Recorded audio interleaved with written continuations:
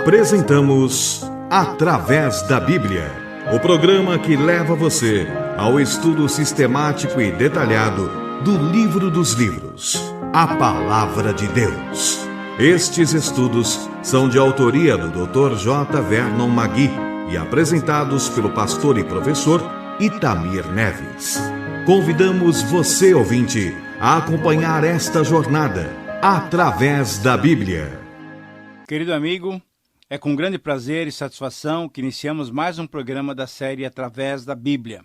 Para você que nos tem acompanhado fielmente, declaramos a nossa gratidão pela possibilidade que temos de, a cada programa, conversarmos com você a respeito da Bíblia Sagrada.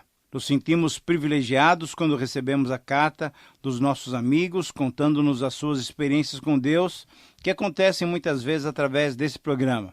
Assim é que nós vamos compartilhar, registrando a carta de uma irmã que vem lá da cidade de Manaus. Essa carta vem de Manaus, capital do estado do Amazonas, no norte do Brasil. São essas as suas palavras. Agradeço a todos pela grande ajuda que tenho recebido ouvindo o programa através da Bíblia.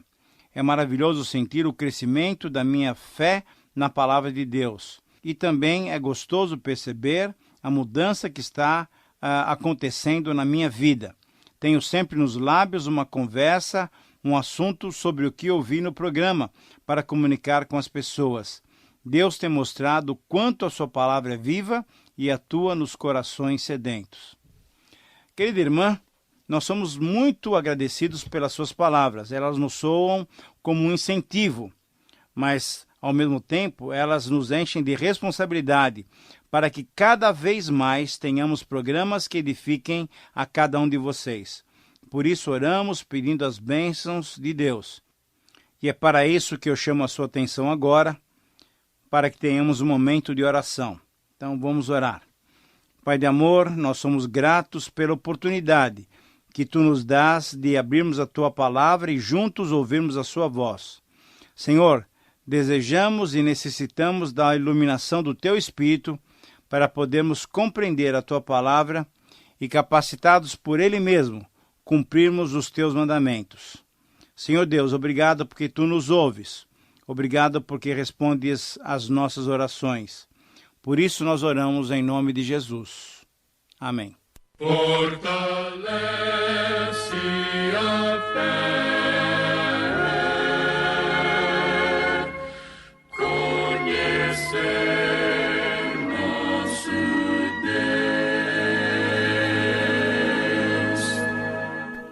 Querido amigo, estamos estudando o livro de Gênesis e você sabe que nós temos sugerido a cada vez que você abra a sua Bíblia, que você apanhe um lápis, um papel, uma caneta, para que você possa fazer algumas anotações e, acompanhando os nossos comentários, ir anotando aquilo que é mais significativo para você.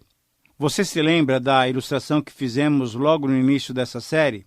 Então estamos com lentes mais potentes, observando com o nosso microscópio os detalhes da Palavra de Deus.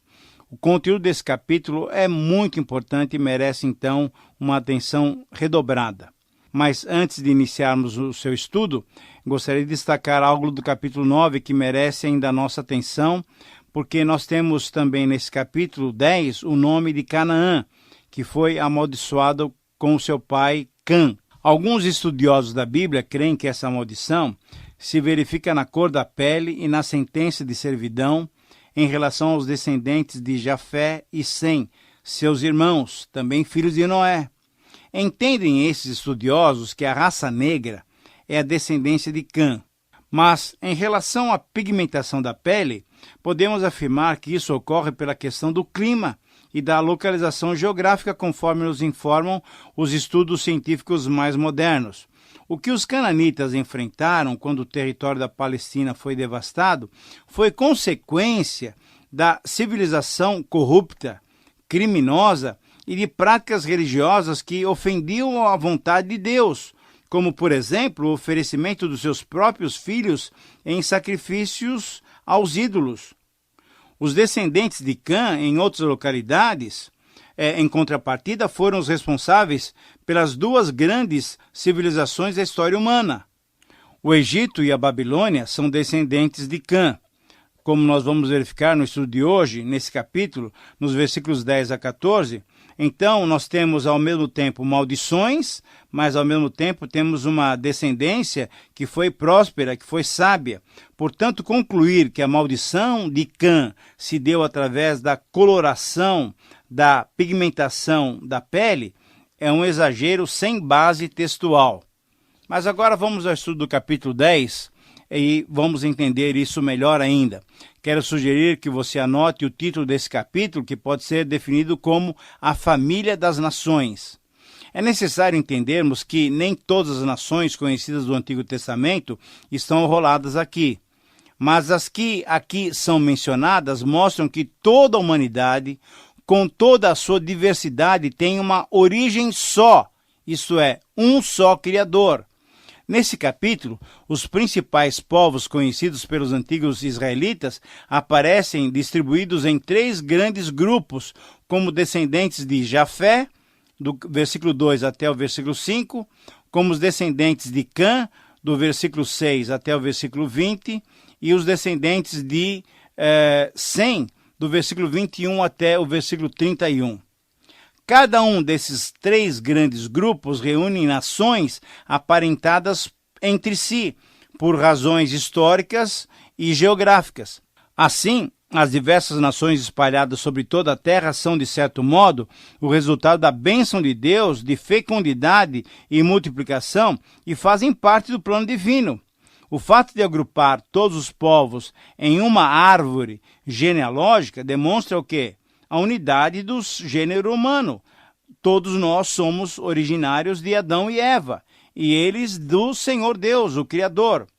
Os vínculos apresentados aqui talvez não se baseiem exclusivamente na descendência genética, mas também podem incluir associações geográficas, históricas e linguísticas. Possivelmente, os 70 nomes aqui mencionados influenciaram o Senhor Jesus quando em Lucas 10:1 ele enviou 70 discípulos para proclamarem o Evangelho, demonstrando o quê? Que o Evangelho é para todas as etnias, para todas as línguas, tribos, raças e nações. Alguns desses 70 nomes são nomes pessoais, por exemplo, Jafé, Nimrod. Outros são nomes de lugares, como por exemplo Sidom, Sabal, e ainda outros são nomes de povos, por exemplo Ludim, Caftorim. Então eu quero chamar a sua atenção para um detalhe significante.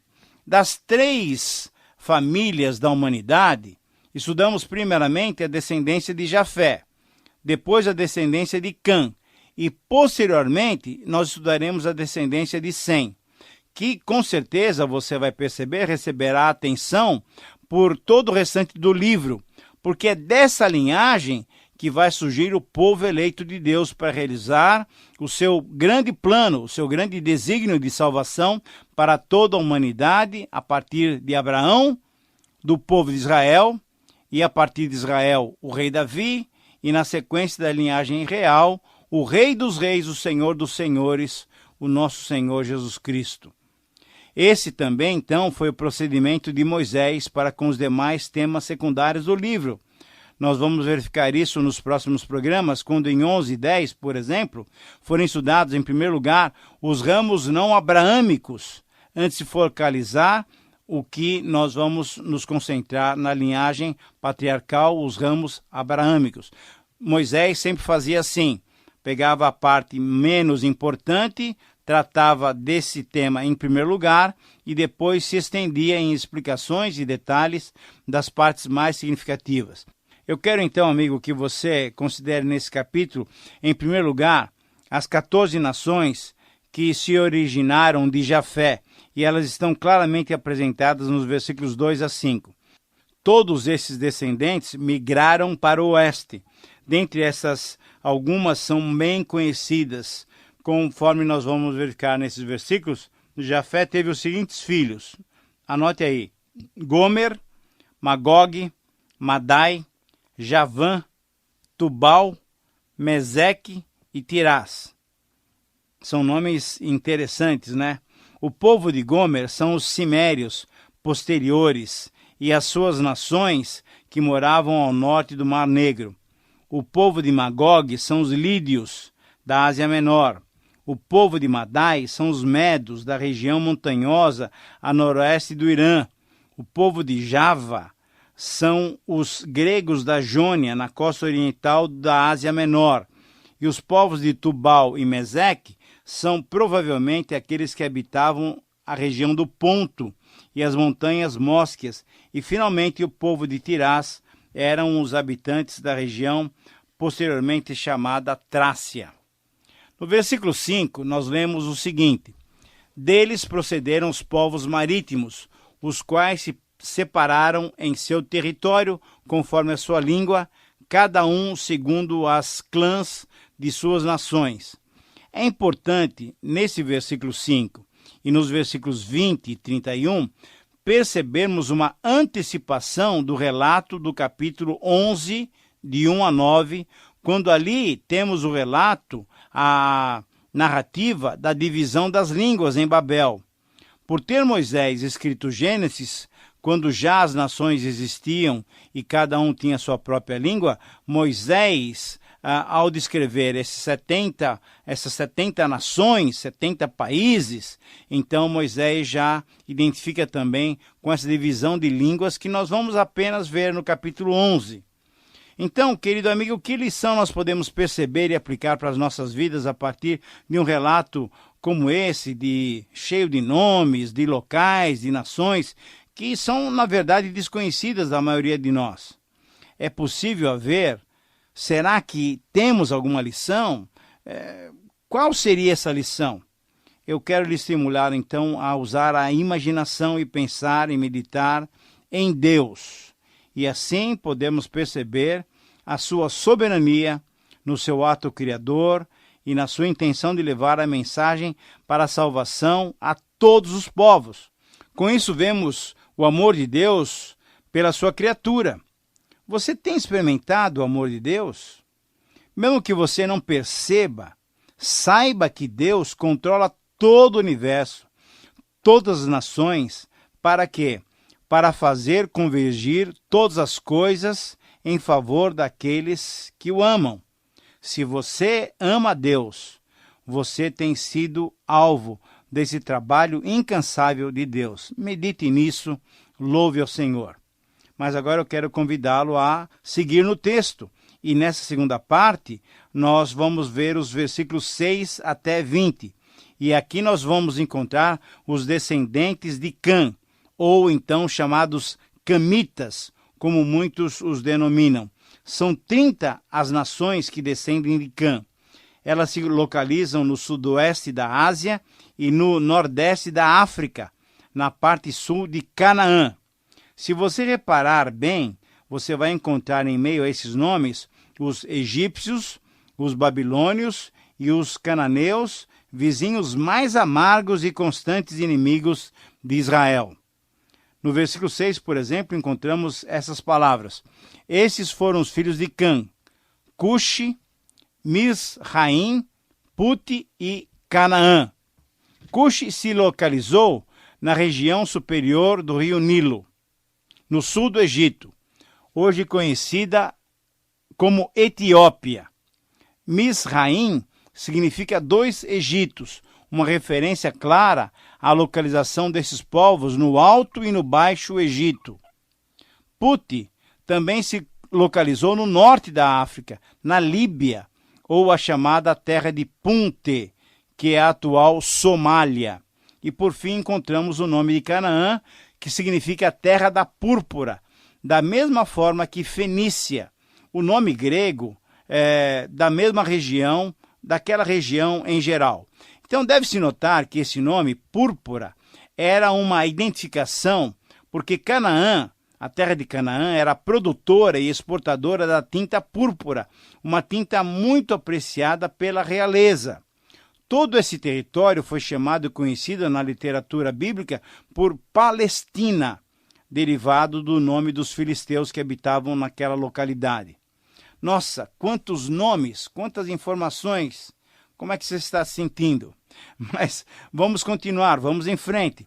Querido amigo, eu quero que você perceba alguma coisa. Olhando agora para os versículos 8 a 12, que dessa genealogia de Cã, nós temos o relato da trajetória da vida de um dos filhos de Cuxi, o filho mais velho de Cã. O texto diz o seguinte: Cuxi gerou a Nimrod, o qual começou a ser poderoso na terra. Ele foi valente caçador diante do Senhor, daí dizer-se o seguinte: como Nimrod, poderoso caçador diante do Senhor. O princípio do seu reino foi Babel, Ereque, Acade e Caine, na terra de Sinar. Daquela terra saiu ele para a Síria e edificou Nínive e Calá, a grande cidade de Recém. Essa interrupção na sequência genealógica que se faz nesses versículos, além de nos chamar a atenção, nos mostra também que ela é de fundamental importância para a história de Israel. Por quê? Porque ela explica a origem racial e espiritual da Síria e da Babilônia, que mais tarde vieram a conquistar, respectivamente, Israel e Judá. O nome Nimrod provavelmente significa nós nos rebelaremos. E por essa explicação, você já pode imaginar a história desse homem. Nimrod é provavelmente o nome hebraico de Sargon I, um dos primeiros grandes reis da Acádia.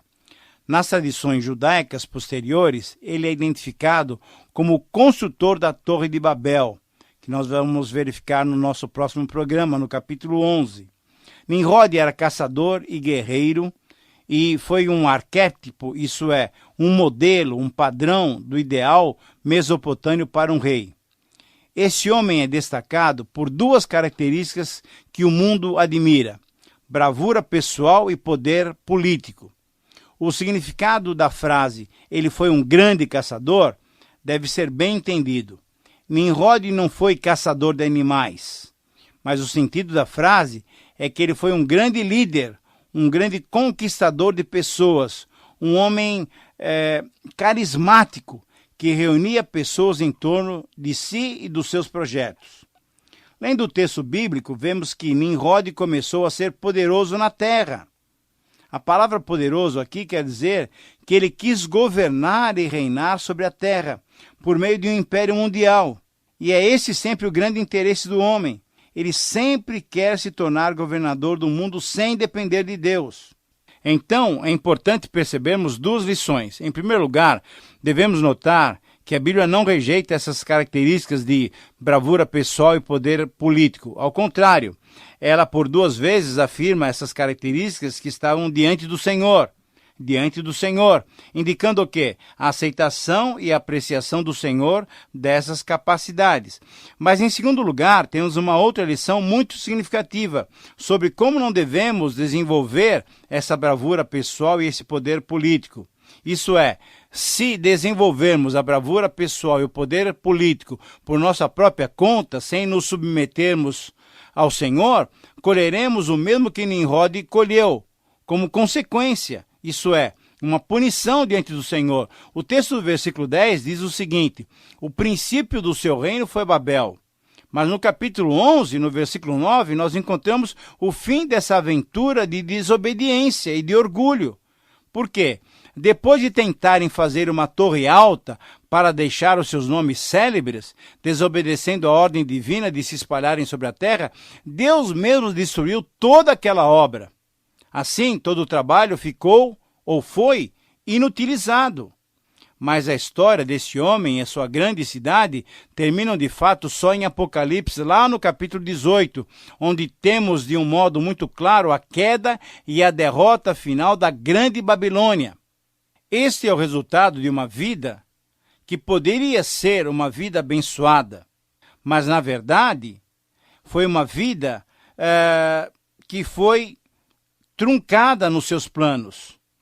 Quando achamos que temos muitas virtudes e o nosso próprio poder está sobressaindo, podemos estar certo que estamos trilhando caminhos que desagradam a Deus. E com certeza teremos consequências de nossa atitude orgulhosa. Nimrod é por tudo isso uma sombra ou um tipo do anticristo que terá no final da história humana o governo do mundo por esses mesmos processos e um sistema que nós vamos ver quando estivermos estudando no livro de Apocalipse. Ele foi o modelo do homem do pecado. Nimrod, nos seus atos, foi o homem do pecado. Mas devemos notar também que foi através dele que se formou uma grande civilização.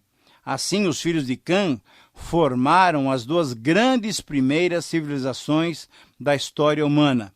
E, mais uma vez, assim fica desconsiderada aquela interpretação errônea de que os filhos ou os descendentes de Cã são aqueles povos que nunca puderam se desenvolver, isto é, os povos negros, sempre atrasados nesse ou naquele ponto da terra. Vemos então que as duas grandes primeiras civilizações antigas, como a Síria e a Babilônia, foram descendentes de Cã, o filho mais novo de Cã, mas também o filho amaldiçoado de Noé. A Bíblia não dá margem a que ninguém despreze este ou aquele povo, esta ou aquela pessoa, por pertencer a esta ou aquela descendência. Se as pessoas têm uma determinada cor ou cultura, isso se deve a outros fatores, que não a maldição de Noé sobre os descendentes de Cã. Muito bem, amigo, estamos chegando então agora ao final do nosso programa, mas também ao final do capítulo que estamos estudando.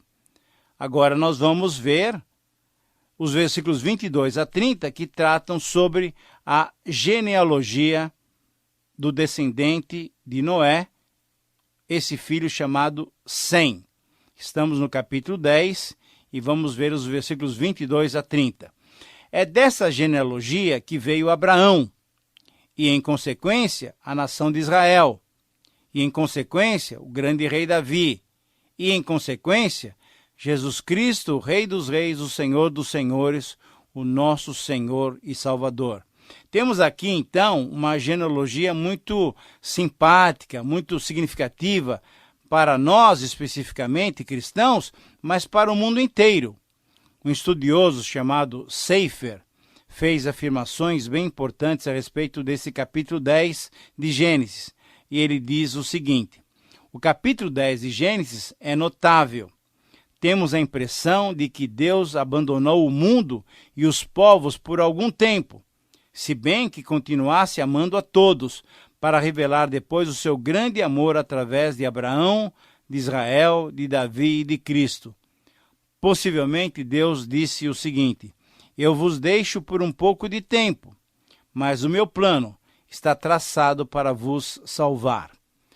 Querido amigo, o nosso futuro está ordenado e as diversas genealogias estão traçadas. É interessante notar todo o quadro desse capítulo 10. Das 70 nações que estão aqui alistadas, 14 são descendentes de Jafé, 30 são descendentes de Cã e 26 são descendentes de Sem. É interessante também percebermos que no início da humanidade, os povos negros estavam em proeminência. E assim aprendemos que não importa a cor, Deus de alguma maneira atuou no meio e por meio de todas essas nações para cumprir o seu plano. O texto dos versículos 21 a 25 dizem assim: a Sem, que foi pai de todos os filhos de Eber e irmão mais velho de Jafé, também lhe nasceram os filhos. Os filhos de Sem são Elão, Assur, Arfaxade, Lude e Arã. Os filhos de Arã, Uz, U, Geter e Mas. Arfaxade gerou a Salá, Salá gerou a Eber. A Eber nasceram 2 filhos. Um teve por nome Peleg, porquanto em seus dias se repartiu a terra, e o nome do seu irmão foi Joctã. No versículo 25, lemos que nos dias de Peleg, que era um dos filhos de Eber, se repartiu a terra. Então surge a pergunta: qual o significado dessa frase, se repartiu a terra? Será possível entender que houve uma divisão física da terra? Ou será que houve uma grande catástrofe física no nosso planeta? Ou Moisés está se referindo aqui ao que aconteceu e ficou registrado no capítulo 11? Isso é, a divisão das línguas. Creio que foi isso que aconteceu, pelo significado do próprio nome, Peleg, que quer dizer separar ou dividir. Com certeza, um jogo de palavras, e o versículo 25 surge como uma antecipação do episódio da Torre de Babel. Querido amigo, então chegamos ao final desse estudo, no capítulo 10, e ao final do programa. No versículo 32, lemos que das 70 famílias oriundas dos filhos de Noé se povoou toda a terra. Como é bom saber que mesmo diante da tendência humana em desobedecer a Deus, Deus é soberano e levará os seus planos até o fim. Sinta-se seguro nas mãos de Deus. Esteja conosco em nosso próximo encontro. Um abraço e que Deus te abençoe. Terminamos mais uma apresentação do programa Através da Bíblia. Esperamos que você nos escreva, dando a sua opinião sobre o que ouviu. O nosso endereço é Caixa Postal 18.300, CEP 04626-970, São Paulo, São Paulo. Repetindo, Caixa Postal 18.300, CEP 04626-970, São Paulo, São Paulo. Este programa foi produzido nos estúdios da Transmundial.